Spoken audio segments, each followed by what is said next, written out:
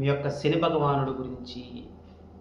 చాలామందికి శని భగవానుడు అంటే ఒక నెగిటివ్ థాట్స్ ఉన్నాయి. ఇప్పుడు నేను చెప్పే కంటెంట్, ఇప్పుడు నేను చెప్పే ఏదైతే గ్రహిస్తుందో ఉందో అది వింటే మీకు అర్థమవుతుంది శని భగవానుడి యొక్క పవర్ ఏంటి అన్నది. పాజిటివ్ పవర్ ఇక్కడ నేను చెప్పేది. పైగా ఇక్కడ శని భగవానుడి యొక్క దృష్టిల గురించి మాట్లాడతాను నేను ఇప్పుడు.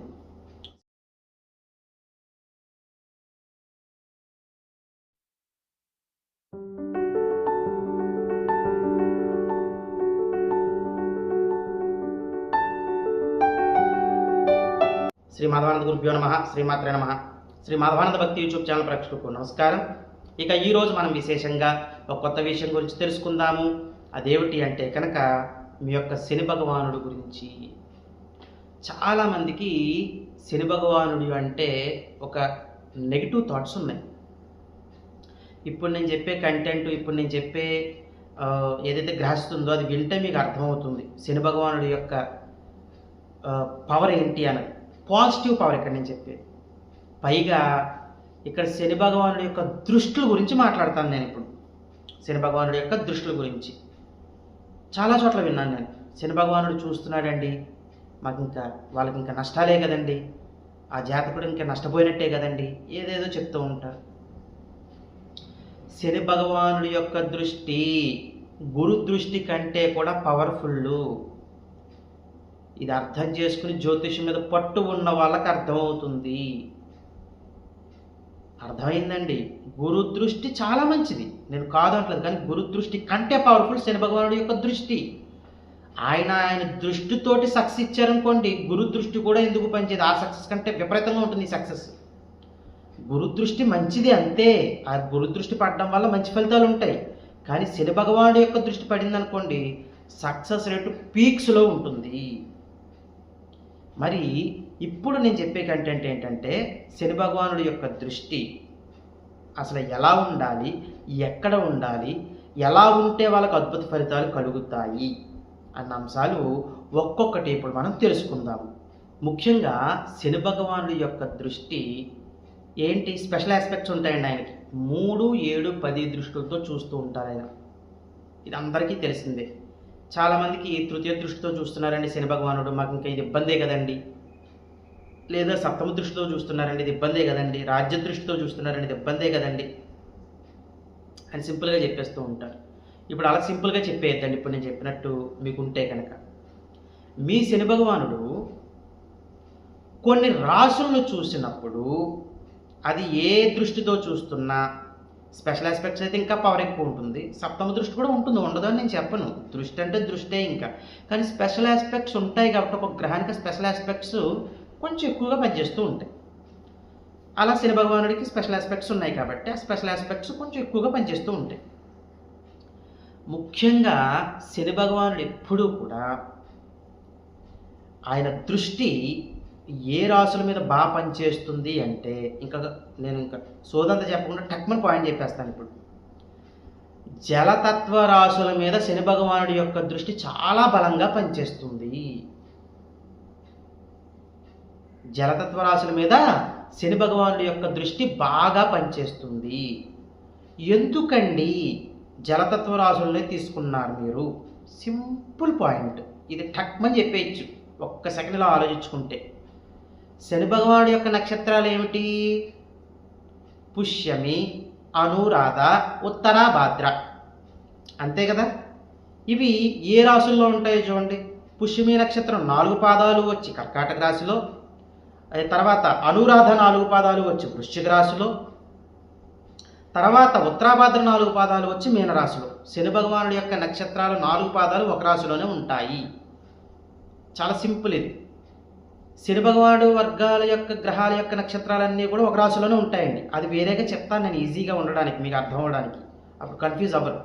ఇప్పుడు ప్రస్తుతానికి కంటెంట్ మాట్లాడుకుంటున్నాం కాబట్టి ఇదే మాట్లాడుకుందాం. కాబట్టి జలతత్వ రాశుల మీద శని భగవానుడి యొక్క దృష్టి చాలా బలంగా పనిచేస్తుంది. అక్కడ మీకు ఏమైనా గ్రహాలు ఉన్నప్పుడు, ఆ గ్రహాల యొక్క మహర్దశలు జరుగుతున్నప్పుడు ఎక్సలెంట్ రిజల్ట్స్ ఉంటాయి ఆ జాతకులకి. చాలా పవర్ అన్నమాట అండి, అద్భుతమైన రిజల్ట్స్ ఉంటాయి. క్లియర్ అయిందండి పాయింట్? ఇప్పుడు క్లారిటీ వచ్చేసింది కదా. సరే, ఇప్పుడు ఒక్క జలతత్వ రాశులేనా? ఆయన నక్షత్రాలు అక్కడ ఉన్నాయి కాబట్టి అవి చెప్పేసుకున్నాం. మరి ఇప్పుడు ఆయన స్వక్షేత్రాలు, ఆయన స్వక్షేత్రాలైన మకర రాశిని చూస్తున్నా, కుంభరాశిని చూస్తున్నా ఆయన దృష్టి చాలా పాజిటివ్గా పనిచేస్తుంది ఆ రాశుల మీద. అక్కడ ఏమైనా గ్రహాలు ఉన్నట్లయితే ఆ గ్రహాల యొక్క మహర్దశలో మీరు భయపడాల్సిన అవసరం లేదు. మీరు ఆ గ్రహాలు ఉన్నప్పుడు ఆ గ్రహాల యొక్క దశల్లో మీరు భయపడాల్సిన అవసరం లేదు. శని భగవానుడు చూస్తూ ఏదైనా నైసర్గిక శుభగ్రహం చూస్తుంది అనుకోండి, ఆ రాశిని ఇంకా బలంగా ఉంటాయండి ఫలితాలు. ఇది నోటెడ్ పాయింట్, నోట్ అని చెప్పి రాసుకోండి. శని భగవానుడు చూస్తున్నాడు, ఆయన ఏది ఆ జలతత్వ రాశులనే, ఉదాహరణకి కర్కాటక రాశిని చూస్తున్నారు అనుకుందామండి. ఆయన నక్షత్రం అక్కడే ఉంది కాబట్టి జలతత్వ రాశిని చూడాలని చెప్పేసాను ఇందాక. చూస్తున్నారు ఆయన. చూస్తున్నప్పుడు ఆ కర్కాటక రాశిలో ఉచ్చ పొందే గ్రహం ఏంటి? గురువు కూడా కర్కాటక రాశిని చూస్తున్నారు అనుకుందాం. అప్పుడు కర్కాటక రాశిలో ఉన్న గ్రహాలు ఏవైతే ఉంటాయో అవి ఇచ్చే ఫలితాలు ఇంకా ఏ గ్రహమో ఇవ్వదు. మీరు రాసి పెట్టేసుకోవచ్చు. అంత అద్భుతంగా ఉంటుంది. ఎక్సలెంట్ అనమాట. క్లియర్ అయిందా మీకు పాయింట్? ఇలా చూసుకోవాలి మనం. తర్వాత ఇప్పుడు మరి ఆయన స్వక్షేత్రాలైన మకరం, కుంభమేనా? ఆయన ఉచ్చ పొందే రాశి ఏంటి? తులారాశి. శని భగవానుడు తులారాశిని చూస్తున్నప్పుడు కూడా అంతే అద్భుతమైన ఫలితాలు ఉంటాయి. క్లియర్ అయిపోయింది. చాలా సింపుల్గా చెప్పేశాను నేను. ఇందులో ఎలాంటి సందేహాలు లేవు. శని భగవానుడు జలతత్వ రాశులను చూడాలి, లేదా ఆయన స్వక్షేత్రమైన మకరం, కుంభం మీద కామను, ఉచ్చ స్థితిని చూడాలి తులారాశిని. ఇలా చూస్తున్నప్పుడు వాళ్ళు అత్యంత అదృష్టవంతులు అవుతారు. ఇక్కడ వెంటనే సందేహం రావచ్చు, అయ్యేందాక మీరు గ్రహాలు ఉన్నప్పుడు ఆ గ్రహాలను చూస్తే మంచిదన్నారు, మాకు చూస్తున్నారు ఏ గ్రహాలు లేవు. లేకపోనివ్వండి.